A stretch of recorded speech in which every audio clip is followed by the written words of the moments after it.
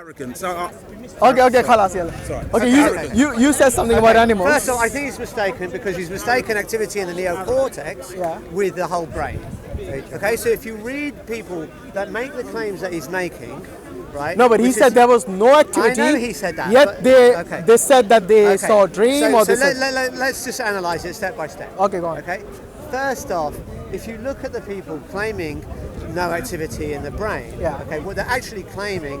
So, for example, there was a guy who wrote a book called Proof of Heaven. He was a neuroscientist. Okay. Proof of Heaven. Proof of Heaven. Okay. And the guy, I can find the author's name. That's fine. That's fine. I'm sure we can find it on. Yeah. Is this what he's referring to, though? I don't know what he. What are the sources he's referring to? Because otherwise, he's strong running his position. Well, hang on. One second. First off. Let's see if I can get him back to the discussion. Right, hang on. You can go.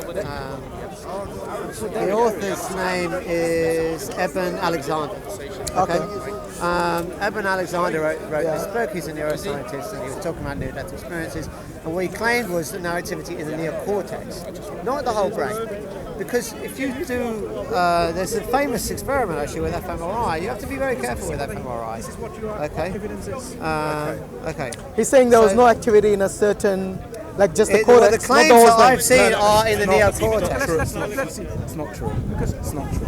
Okay, look. And this was an atheist. This guy was the guy was an atheist. Okay, that's not right. You remember his name? Right, I can't remember his name. What I'll do on YouTube, I'll dig it out. He was an atheist. Okay. And he said, yes, this is a problem. He admitted. He said, this is a problem. Okay. Are you familiar with scanning the dead salmon in fMRI and what happens? No. That's salmon. It's very relevant. But that's nothing to do with it. No, it is. It's nothing. No. It's everything. Okay, can we stick to the human beings? Okay. Oh, it's humans. Yeah. No, fine. Yeah. No, look. I'll explain. When you finish, just give it to Hashim, please. Yeah. It's okay. Okay. Okay, fine. Okay. All right, the point is, you get an fMRI. No. You don't want to look at the evidence. Continue. Okay. All right. Well, I'll show you because you're open-minded. I think you're blocking the cameras. Okay. Fine. Okay. All right. Fine. Sorry. Okay. So if you look at this.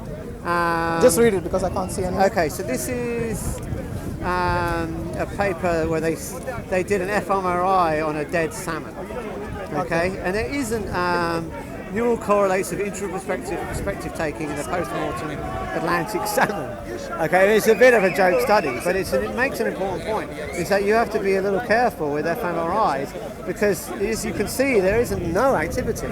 Yeah. So what does that prove? That salmon has no activity. No, okay. Isn't that obvious? Well, no. Are you not stating the obvious? First off, when to get someone in an fMRI, I mean, I think he's misquoting the science. Okay, I don't know what his sources are. Okay, but well, he hasn't given any, has he? Yeah, no, he said he's going to find out. He hasn't given any. Yeah. Right. From what I've read, the claims are not that there's no activity in the brain. Okay. Right. But there's no activity in the neocortex, which is what Eben Alexander claimed, who is a neuroscientist that makes his claims about NDEs. Now the problem is that based off the assumption that consciousness requires a neocortex. But if consciousness is generated by subcortical regions, then the argument loses its weight. Yeah? And in fact, I think there's a lot of evidence now that you don't need a neocortex for consciousness, that you can have consciousness from other regions of the brain than subcortical regions, in the brain stem and so on. Right? So therefore the argument loses its weight. But even if that wasn't the case, the argument doesn't really make sense. Because of course when you interview the person and they say, this was my experience, they don't know when they were having that experience because of course they have to come to, right? They have to come out of their coma or whatever they were in, right? And then they say, and I remember this happening. Yeah. But you don't know when that was happening, when those memories formed. Those memories could have formed as their brain started to revive. But what if it's a child? What if it's a child and the child is telling you about someone else's experience? Well, hang on, that's a separate issue. Let's deal with one issue at a time. Okay? So in this case, so the claim has been made that someone under fMRI has no brain activity. Okay? I mean, that's implausible because even when you die, there's still a little bit of activity in an fMRI scanner that will pick up. How long for? I don't know. You'd have to look at the salmon case. I'm sure it does stop at some point. Yes, right? it does, yeah, right? Okay. But the point is that I think the claim that he made, I think, is implausible Right? I think he's misrepresenting what the scientists have actually said. And furthermore, even if it were the case, it's irrelevant because they have to come to and give you their report. Now, they don't know when those memories formed exactly, right? So when you come out of a coma, you don't do it like instantly. You're gradually coming back to consciousness. Yeah. So when those memories were laid down about your experience, right, is not so easily determined. So therefore, I think the claims are one, not correct from what I can see, and he didn't provide any source for that. Two, it's not consistent with what we know about fMRI, and three, it can't establish what it's trying to establish because you don't know when those memories were laid down. Let me ask you, have you had any of this deja vu experiences in your life? Yes. How do you explain that? Well, the brain, so the brain lays down memories. So this is, just to clarify, this is mean, like an experience that you have never had? Yes. Or, sorry. You get a sense that it's a memory that you think it's already happened to you. Yeah, it's something like you might have seen in your brain, in your dream. It could be. That's not what deja vu is. I'm telling you about the kind of deja vu that I'm talking about. Okay. It's like you might have seen a dream about some experience of yours which you have not experienced in the past, but then you experience something in the future and then you realize, oh, this is something that I've dreamt of in my dream. Have you had that experience? Have I had something happen to me that I've dreamt about? That's not what is generally understood to be deja vu. Fair enough. Yeah. Okay. Whatever it is that's called. two separate things. So I don't know which. I don't know what the terminology for that is. Okay. But yes, you understand what I'm saying. I know what you're saying. You dreamt of something and then it happened. Well, how do you of explain course that? happens. Well, of course, there's lots of dreams. Yeah. So statistically, let me give you two examples. I've had two very, very vivid dreams where a close relative of mine died. And it was so vivid, I had to call them up and say, are you okay? And guess what happened? They were alive? They were fine. They were fine. Thank God. Right? They were fine. Okay. Now, of course, if I've had those dreams, probably lots of people have had those dreams. There's no reason to think I'm special. Right? So if enough people have those dreams, occasionally, when they call up their relative, they actually have died. But, because the problem is, I'm talking about something else. Like I said, something that you dreamed, and you know that was a dream at that time, and later on it materializes in your life as real, and then you say, oh, I've seen this. Okay. I've experienced this, and then you realize it was a dream that you've seen in the past. Right. Okay. Anyway, I mean that was like just a side step. Well, no. Let me address that. Yeah, fair enough. Because there's a lot of people having dreams, isn't there? Yeah, of course there is. And you have a lot of dreams. Yeah. Right. So of course, occasionally, by chance, some of them will come true. Yeah. How do you explain dreams anyway? How do I explain dreams? I mean, I'm not an expert on dreams. Oh, no, I'm not saying you are. From what I've read, okay, I mean, it's not a question of how I explain them. Is it something that I understand? Yeah. Is it just like chemical reactions in your body? It's the brain is forming memories. Yeah. And it's part of that process of laying down memories. And as your conscious brain is sort of a little bit more switched off. I mean, not completely unconscious, but you don't have the full consciousness that you do in your waking state. Then that formation of memories plays out in a dream. Are you saying that it has to have some relation to an experience in your life? Or sometimes the dreams are just completely. It's like random, like no experience in the past. Well, also don't forget, one of the problems is. So isn't that your brain is like being creative in its own ways, like it's? It may be. I mean, I don't know. I'm not. Yeah. Anyway. Like I said, that was the side step. Knowledgeable about dreams. But are you? Is it plausible? Yeah. For you, as someone who believes in science purely.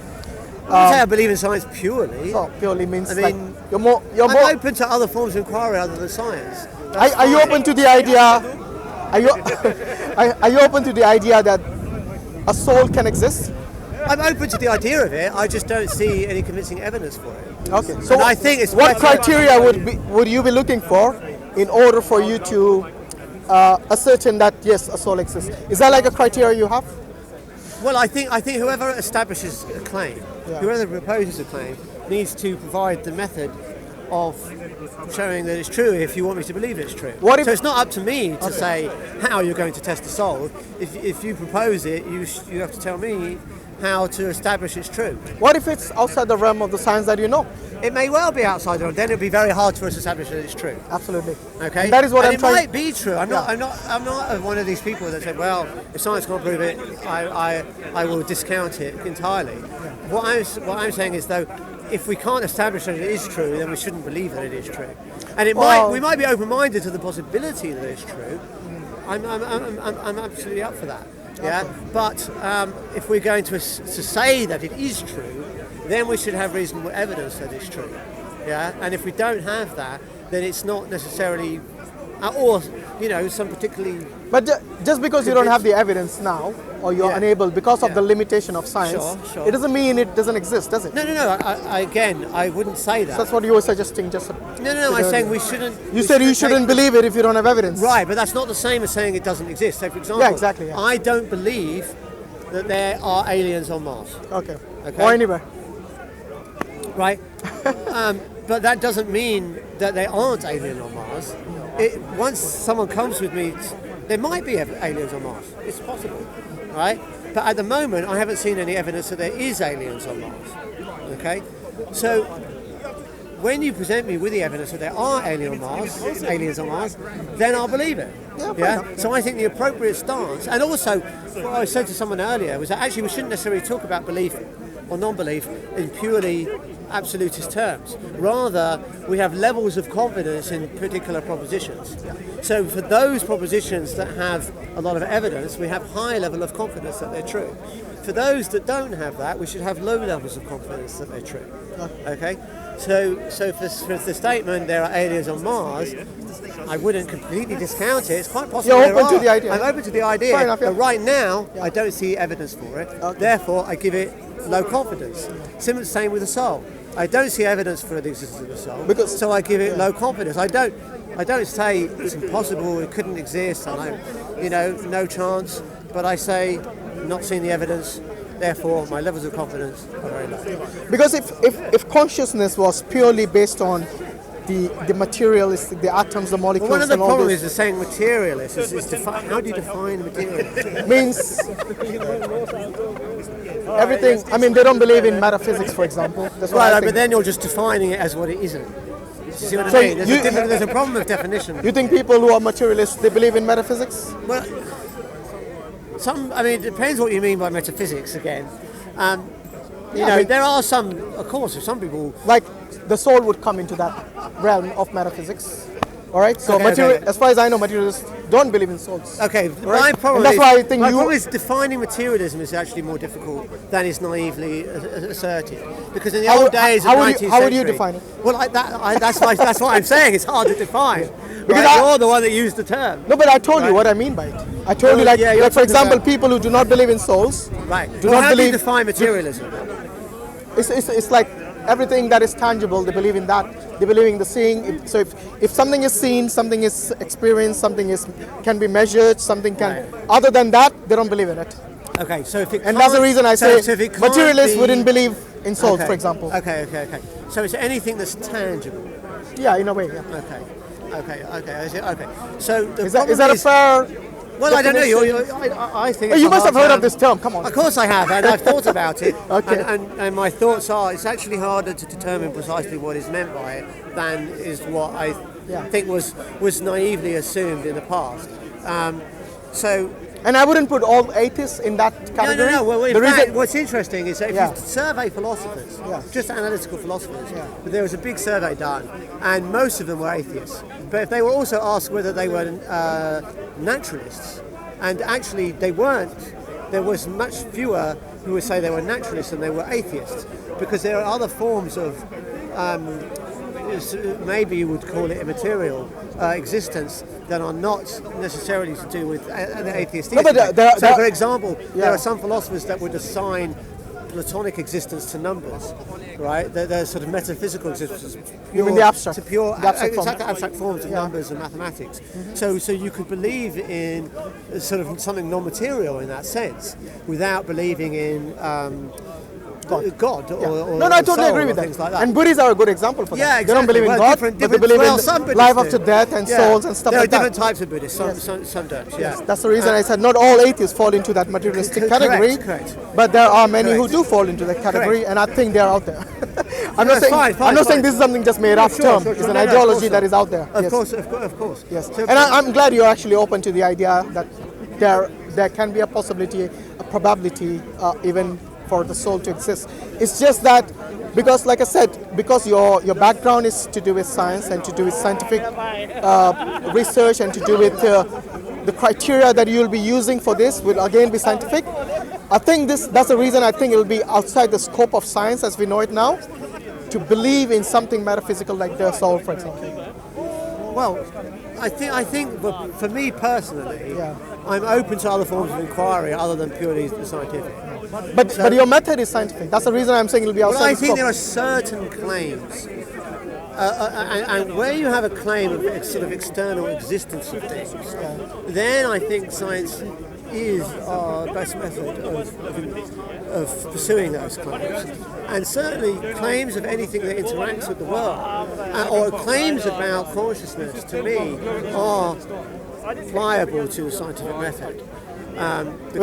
When you say consciousness, you're again talking about the biology and the chemistry within your within your body, isn't it? Yeah, but I think it depends on what you mean by the word soul, of course. So, no, I didn't use the word soul there. I'm saying when you talk about consciousness, you're talking about the chemistry and the biology and the chemistry coming together within your brain. Well, that's not how I'm defining and the activities. I would define consciousness as your subjective experience. But I would argue but obviously that you can't have that without the brain, can you? Well, what I would say is your subjective experiences are subject to you having ability, your nervous system, yes? You cannot have your subjective experiences without a nervous system. Well, that's what I'm saying. Which includes your brain activities and so on, yes. That's what I'm saying. Yeah, so, well, we're agreeing. Because obviously at this stage you do not believe in having a soul. What I'm saying or is the soul the is responsible for what I'm that. saying is the evidence that we have is that our conscious experience, our subjective experience of the world is generated by our brains. Okay. Yeah, our brains interacting with our environment and with the rest of our body, of course. But basically it's an activity, it's an emergent phenomena from the brain. So these arguments that you made earlier, or maybe it wasn't you, correct me if I'm wrong, that because the atoms that make up the brain are not conscious, therefore the brain can't be conscious. No, it wasn't me. Was it not you? Okay, sorry. Someone made Fair that enough, argument fair earlier. enough. Yeah, I know. Okay. I think I've come across that. Okay. So it's because there are certain people who believe that everything Yeah. in the universe has some form of consciousness. That's a sort of panpsychism. Yes. Yeah. But I just think that ignores. What is your view on that? I don't believe in panpsychism because it seems to ignore a basic field of science that's well established of emergence, that you can have properties in the whole that are not found in the past. So the example I gave whoever it was I was speaking to earlier was wetness. So you mentioned it that. was us talking about that. No, with wetness you did, yeah. Okay, well then it was you that claimed that then. So no, not about the consciousness of every single atom. No, but the notion of emergence. So now we're on camera, we might as well say it. Yeah, sure. So the notion of an object being wet, if you think of water, the property of wetness is not found in the individual atoms. Oxygen atom by itself is not wet. It needs certain factors to bring it about. The hydrogen atom is not wet. Even two hydrogen atoms and one oxygen atom, okay, I'll give you water, but it still needs to be in a certain temperature to be in this liquid state. If it's cold enough, it'll be a solid, right? Ice is still water, but it's not liquid, right? Ice is wet. Rock solid ice, I don't think we would call that wet. Oh, you mean like liquid nitrogen or something? Well, liquid is liquid. I'm talking about solid. Solid ice. Solid ice, as hard as rock. I don't think you would describe that as being wet. Okay, fair enough. Yeah? You need certain condition for it to be The wet. point is that given certain conditions, you can get a new property for an object that don't have those properties in their parts. So the whole can be greater than the sum of the parts in a slightly poetic sense. Yeah? I.e., there are new properties found in a macro sense that isn't found in a micro sense. So that's what we call emergence. And I think the panpsychist view is just ignoring, or at least not taking proper consideration of emergence. That consciousness can be an emergent property of the brain. Yeah, and that to me means panpsychism is not very plausible. Yeah, because it sort of seems to say, well, it can't be emergent. Oh, I remember now. We were talking about the double slit experiment when you brought up this. So, do you just want to explain for the sake of the audience? How do you view those people who claim that the double slit experience proves matter has consciousness? Because I think I'm not, okay, isn't that the claim that they make? I think the claim was that consciousness is required to collapse a wave function. I think that was what the argument was. And personally, I don't buy that. First off, there are certain interpretations of quantum mechanics that don't have any wave function collapse. The relative state formulation, also known as the many worlds interpretation, there is no wave function collapse. You don't need to have. Do you just wave want to define collapse. the experiment briefly? Yeah. So what the experiment? It's a thought experiment. So it's not ever been done, right? It's a thought experiment. It's a theoretical. Yeah. So the idea is, it's certainly true in quantum mechanics, which is our best understanding of the world at a subatomic level, that you can have what's called a superposition of states. So you imagine something spinning in a certain way. So we say a particle we describe as called spin up or spin down. It's a little bit like a spinning top, although not exactly like it. Okay. You can't drive the analogy too far, but it's spinning in one direction or spinning in another direction. So you would say normally for macro objects, they have to be spinning in one direction or the other. But in quantum mechanics, you say no, they can be spinning both up and down simultaneously. They're in what's called a superposition state. Okay, and then we don't see macro objects in these superposition states. I'm either here or I'm here, but I'm not in both locations at once. Okay. Right? But in quantum mechanics, you can be in two states at once. Again, I'm using some analogies here. How would you explain that? Well, hang on, one thing at a time. Okay, fine. Right, okay. So I'm using some analogies here, and one has to be careful. So when I say spin, and you think of it like a spinning top, it's not actually the same. It doesn't really have a macro analogy. The quantum world is just fundamentally different to the macro world. So you have to not take these analogies too literally. Are you saying they happen randomly, it cannot be explained? Is that what you're saying? Well, that's a separate issue again. Okay. But hang on, one thing at a time, right? So there are these superposition states in quantum mechanics. Yeah. That's not up for debate as far as I'm aware. Okay. The question is, how do you interpret that? Okay. So you can have this wave function description of a state. Okay. But then we see things in definite positions. So some interpretations of quantum mechanics will say the wave function collapses into one of the two states. So if you say it's spin up or spin down, when you measure it, you only ever see spin up or spin down. Two. So they would say the wave function collapses onto one of the states. But that's not necessarily the only way to view quantum mechanics. Another way to view is the wave function never collapses. It's always in these two different states, and you merely only observe one of them. So it's not that the wave function collapses. So wave function collapse is not an essential part of quantum mechanics as I understand it from what I've read. Okay. So it's not in two places at the same time, or it is? Yes. It is in two states. It is in two states. Yeah. I mean, a lot of people argue that the essential equations of quantum mechanics are telling you that is the fundamental description of the world.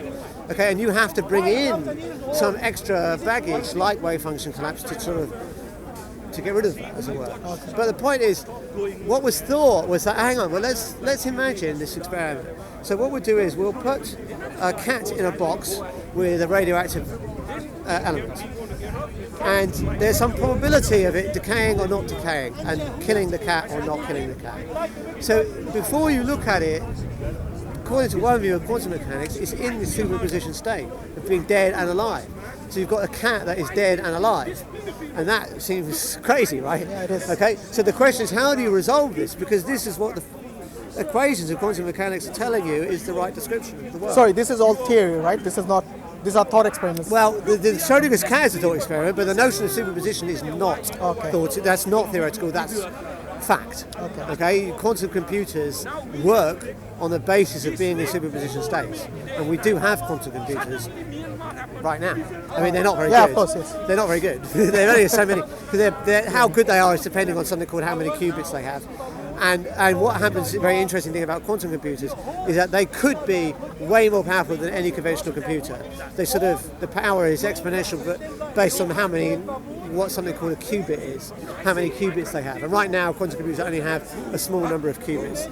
However, eventually they will have enough qubits that they will be way more powerful than any conventional computer you can ever dream of.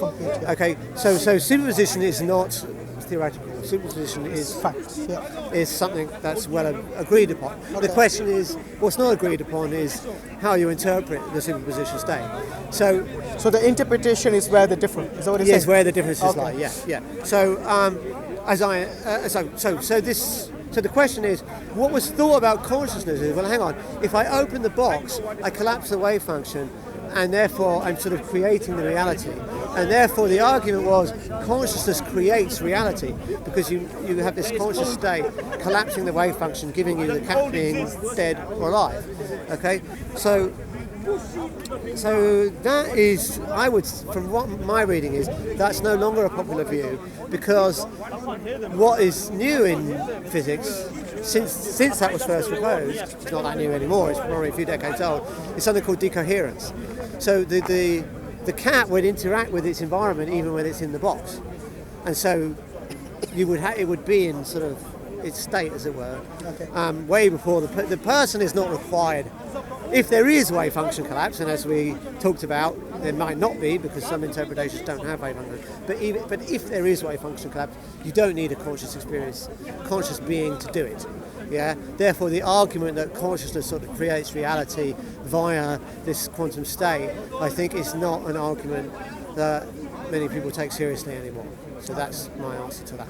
Oh yeah, it's a good explanation, and it's not really my field, but it's good to hear it It's not from my someone. field. It's not my field either. Well, but I'm sure you got more experience I probably than this. have Then a bit more knowledge. You've probably read more on this than me. Right. Okay. Yeah. Yes. But Because you can look this yeah. stuff up by yourself, and you should. Because this is what many people come to Speaker's Corner, who I've heard people make these pseudoscientists. They come here and they say that there is consciousness in this, and this is the experiment that we use, the double-slit experience, to prove it and so on. But because this is the way it's supposed to be. I think the argument that I've heard is not that the double split experiment proves consciousness. It's that Matter has consciousness. it's that consciousness is an integral, fundamental part of reality and has to be in order to get wave function collapse. That's the argument that, as I understood it, has been. But there may be other people here. Of course, there's all kind of crazy people here. Speaker's Corner, as right? Exactly. So, I don't think you can use that to use quantum mechanics to make that argument. Right. And if you did, it's very dodgy.